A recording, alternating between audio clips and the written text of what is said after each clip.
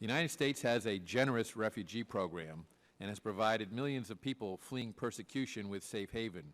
And while we should continue that great tradition, it is clear that our refugee laws are being abused and need to be reformed.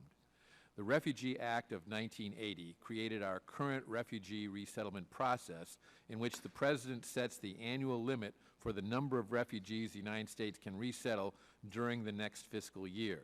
And the Act set forth who would be considered admissible as a refugee and how and when those refugees could adjust to lawful permanent resident status. In addition, the Act put in place a process for the federal government to work through non-governmental agencies to resettle refugees. 36 years later, Americans are voicing a growing number of concerns about how many and the way refugees are admitted to the United States, as well as what happens once they are admitted. But the federal government, under this administration, has done little to respect those concerns. When a state or locality expresses security concerns about refugee resettlement, the current administration simply repeats the talking point that refugees undergo the most rigorous background checks of any immigrant to the United States. This ignores the warnings of several of the administration's own security officials that if there is no information regarding a potential refugee in the databases that are checked, then no derogatory information will show up during the check. And it ignores the fact that in many failed states like Syria, there is no reliable information about refugees. Considering the terrorist threats facing our nation, we have a right to be concerned about resettlement of refugees from countries that are hotbeds of terrorist activity. And if a state or locality expresses concerns about the costs of refugee resettlement or the lack of available employment opportunities, this administration may pay lip service to the locality by sending a representative to try to placate the community. But in the end, it is very telling that the Assistant Secretary for Population, Refugees, and Migration, Ann Richard, told the Immigration Subcommittee that the federal government has the right to resettle refugees all across America. And that is exactly what is happening, despite concerns raised by the affected communities. I know that many resettlement organizations do wonderful and necessary work, but essentially ignoring the pleas of communities across the U.S. and leaving refugee resettlement decisions to the administration is no longer a viable option.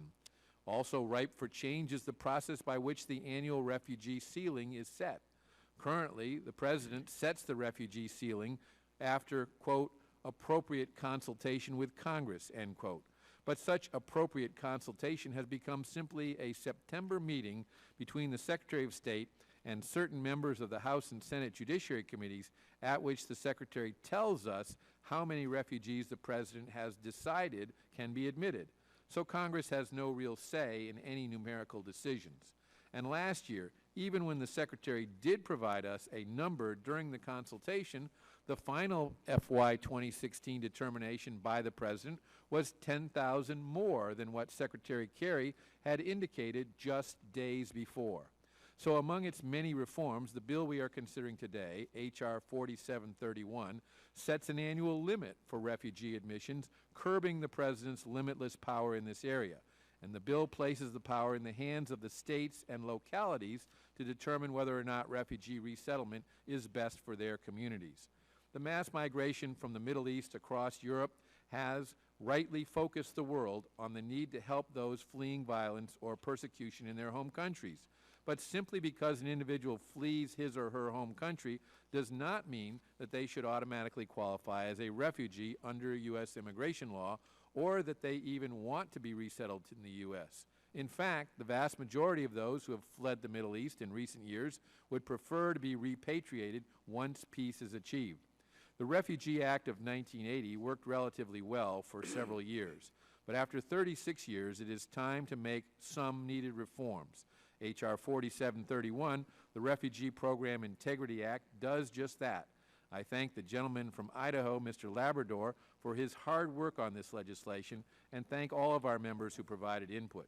I urge my colleagues to support the bill, and I yield the balance of my time. It is now my pleasure to recognize the ranking member of the Judiciary Committee, the gentleman from Michigan, for his opening statement.